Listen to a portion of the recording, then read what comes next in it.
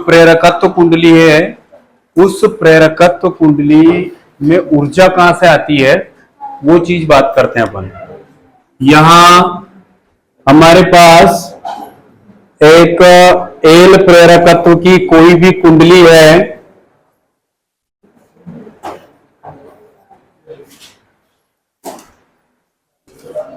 प्रेरकत्व की कुंडली मतलब देखिए यहां कोई भी एल लेंथ हो सकती है इसका, और एल प्रेरकत्व की यहां पर जब करंट फ्लो करवाएंगे अपन आई, तो इस करंट फ्लो होने के कारण क्या हो जाएगा, इसमें ऊर्जा स्टोर हो जाएगी, एनर्जी जो है वो स्टोर हो जाएगी, संचित हो जाएगी।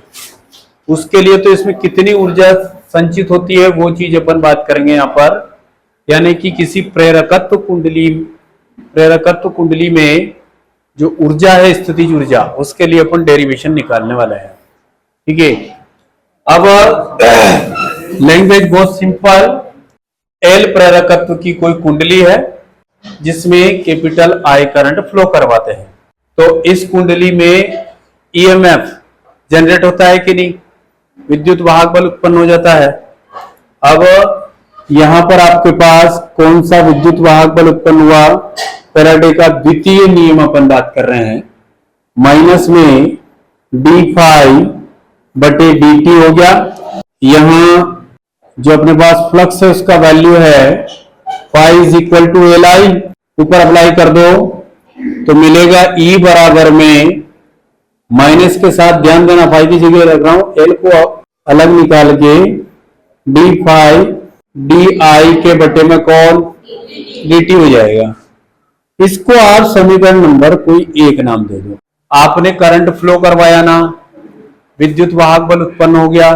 कौन सा विद्युत वाहक बल पता है, लिख दिया आपने। अब विद्युत वाहक बल उत्पन्न होगा तो धारा भी तो प्रवाहित होगी, समझ रहे हैं क्या, करंट भी फ्लो होगा। तो जो धारा प्रवाहित होगी करंट को फ्लो नहीं होने देगा कौन, ये विद्युत वाहक बल। जो इस कुंडली में विद्युत वाहक बल जनरेट हो जाएगा वो करंट को फ्लो नहीं होने देगा। मतलब ये किसका अपोज कर रहा है, करंट का, धारा का जो उसमें प्रवाहित हो रही है। ठीक है, तो यहां पर ये जो आपके पास विद्युत वाहक बल जनरेट हुआ है, ईएमएफ जनरेट हुआ है, इस जनरेटेड जो ईएमएफ है विद्युत वाहक बल, वो किसका अपोज करेगा, flowing current in a coil. Coil में जो आपके पास धारा प्रवाहित हो रही है उसका ये क्या कर रहा है, अपोज कर रहा है, विरोध कर रहा है। यहां पर E इज इक्वल टू, ये आपके पास करंट जो फ्लो हो रहा है डी आई बटे में डी टी माइनस के साथ, इसका विरोध कर रहा है कौन, ये विद्युत वाहक। ये डबल जो माइनस आया ना एक और बार, इसका रीजन पता होना चाहिए अपने को। ये माइनस, इसके लिए तो कोई रीजन ही नहीं है।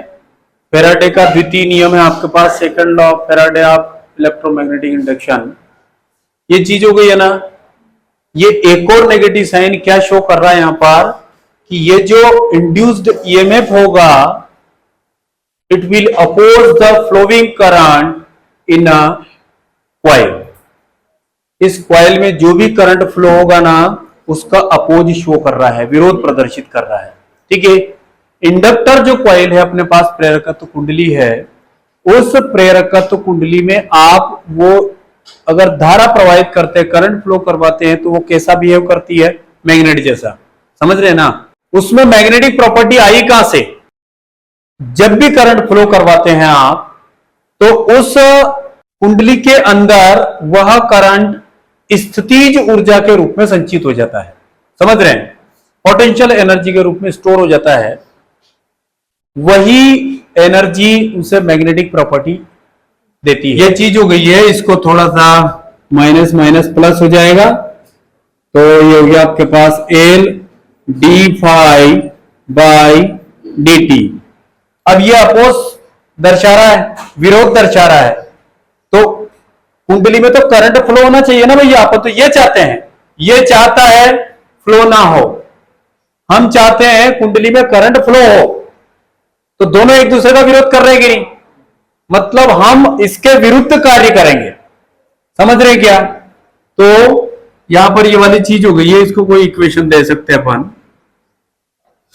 यहां एक चीज लिख रहा हूं मैं कि ये आपके पास, लाइन को फिर से समझो, ये इंपॉर्टेंट चीज है इसमें कि भैया ये कहता है धारा प्रवाहित नहीं होने दें, और आप चाहते हैं धारा प्रवाहित हो, तभी तो अपना काम होगा। ठीक है, इंडक्टेंस कैसे मिलेगा आपने को? तो इसके विरोध में आप कुंडली में धारा प्रवाहित करवा रहे हैं, तो कुंडली में धारा प्रवाहित करें तो कोई ना कोई तो वर्क करना पड़ेगा ना, अपने को काम करना पड़ेगा। तो किया गया कार्य क्या हो जाएगा? अल्प कार्य की बात कर रहा हूं मैं, पार्शियल वर्क की। तो वर्क डन इज क्या हो जाएगा? Force into displacement. सही है क्या? अरे फोर्स कौन है यहां पर? बल कौन है? विद्युत वाहक बल। तो ये आपके पास विद्युत वाहक बल। और कौन डिस्प्लेस होगा इसमें? और चार्ज होगा, आवेश स्थानांतरित होगा कि नहीं? तो यहां पर ये आवेश स्थानांतरित हुआ, और अल्प की बात है इसलिए dq और dw। ठीक है, यहां पर वैल्यू रख रहा हूं मैं। सही है सत्यम? निर्मल क्या सही है? मान सही है? सही का मतलब अरविंद, अरे सूझ पड़ी कि नहीं? सही है कि नहीं? अब देखो ना भैया, इसको देखा तो कुछ याद आया।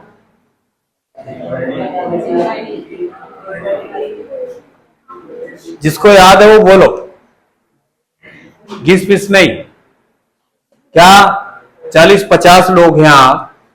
एक स्टूडेंट अगर एक टॉपिक को क्लियर करता है तो एक दिन में कितने टॉपिक क्लियर होते हैं? 40-50। ठीक है, हाँ वही तो पूछ रहा हूं मैं। पंकज क्या पूछ रहा हूं मैं? गायिका निबंध। अरे ऐसा मत करो यार, ऐसे थोड़ा जिंदा बैठो यहाँ क्लास में। क्यों दिलीप, क्या है dq बाई dt? बोलो ये क्या है? वैल्यू है। यहां देखो, आप इनसे बना सकते हैं। ये है चार्ज, d मतलब वेरिएशन और dt मतलब दर, रेट हो गई। तो rate of change of charge per unit time क्या हो जाएगा? करंट होता है कि नहीं? अरे q बाई टी। तो यहां पर आप इसको लिखोगे dq बाई क्या हो जाएगा भैया? ये करंट है। क्या लिखोगे? बस वैल्यू रखना है आपको। तो क्या करोगे?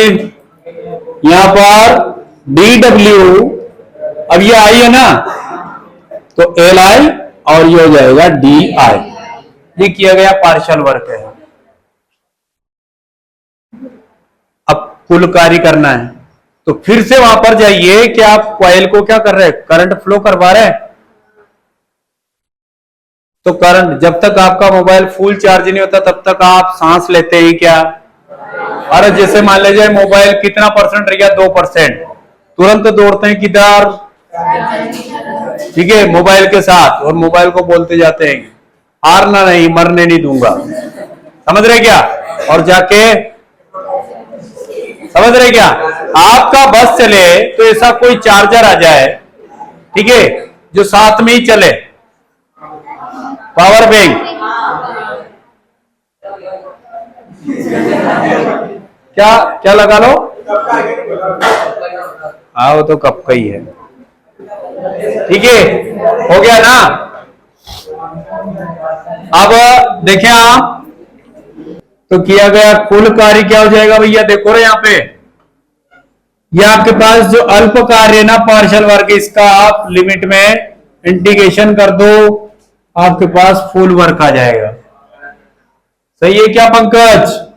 वैल्यू रखो पंकज। W बराबर क्या मिलने वाला है? पूरा वैल्यू रख रहा हूं यहां पर। 0 to I full current, LI DI। ठीक है, अब थोड़ा शॉर्ट करना भी सीखो। ये L को मैंने बाहर रख दिया भैया, सही है क्या? जिसमें आपको कोई प्रॉब्लम नहीं। ये चीज हो गई है। अब यहां पर एक फार्मूला अप्लाई करोगे जो पहले से जानते हैं। ये हमारे पास integration x power n into dx then it will be x power n plus 1 by n plus 1। Correct है क्या?